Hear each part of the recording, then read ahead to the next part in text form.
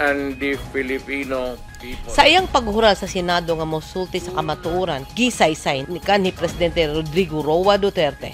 Ang sinabi ko ganito, prangkahan tayo, encourage the criminals to fight. Encourage them to draw their guns. Yan, buhay yan. Ayan ang sila, yan ang instruction ko. Pati yan si Kuy. Encourage, pati yan si De La Rosa, encourage them lumaban. Pagka lumaban, patayin ninyo para matapos na ang problema ko sa siyudad ko.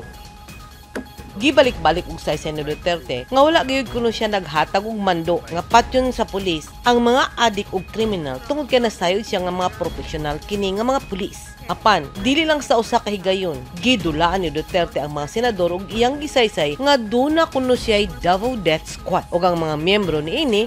Yung isang senador, yan nakaupo diyan si Senator De La Rosa. Death Squad rin yan. Because they were police directors handling the controlling crimes in the city.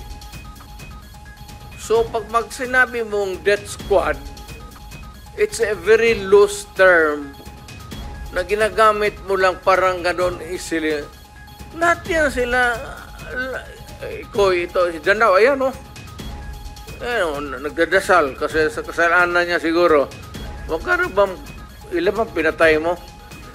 Daling himakak nilang kanhi acting PNP Chief Vicente Danao, kanhi PNP Chief Attorney Archie Gamboa, di Balsenas, ug Senador Bato de la Rosa nga sila ang DDS. O gani dayag gisulti ni General Danao nga gipamulo ni kanhi Presidente Rodrigo Duterte usa ka joke only. Apan sa tanang mga panghitabo ug hinimuan niini atong sa administrasyon, mato ni Duterte. I alone take full legal responsibility sa lahat na nagawa ng mga pulis pursuant to my order. Ako ang managot at ako ang makulong, wag yung pulis na sumunod sa order ko. Kawawa naman, nagtatrabaho lang.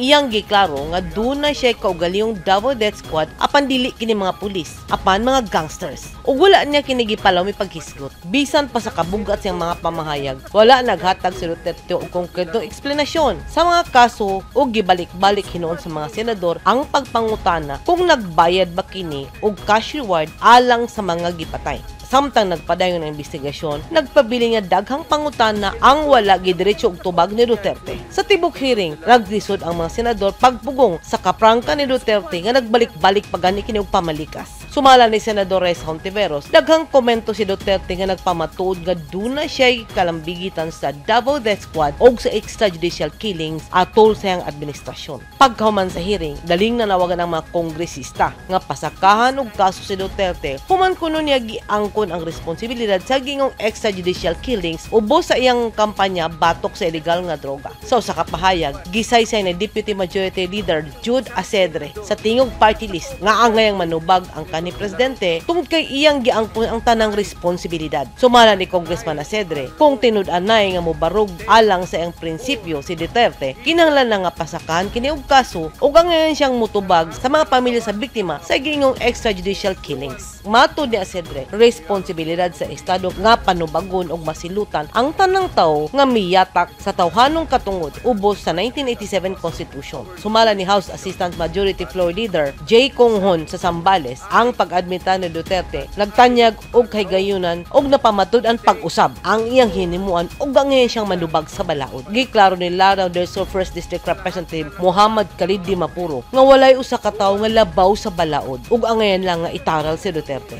Samtang padayon ang investigasyon, ang mga implikasyon sa komento ni Duterte nakapadugang sa kabalaka kabahin sa kontrobersyal nga kampanya kabahin sa droga sa iyang administrasyon ug ang mga epekto niini sa pagpatuman sa balaod. Daghan ang nagsigig pangutana, miangkon ba si Duterte nga siya ang nagpaluyo sa Davao Death Squad? O giangkon ba ni Duterte nga naghatag siya og ganti sa mga nakapatay sa mga inosenteng sibilyan tungod sa iyang drugs war? Edith Caduayo, News 10 Philippines. Stay safe!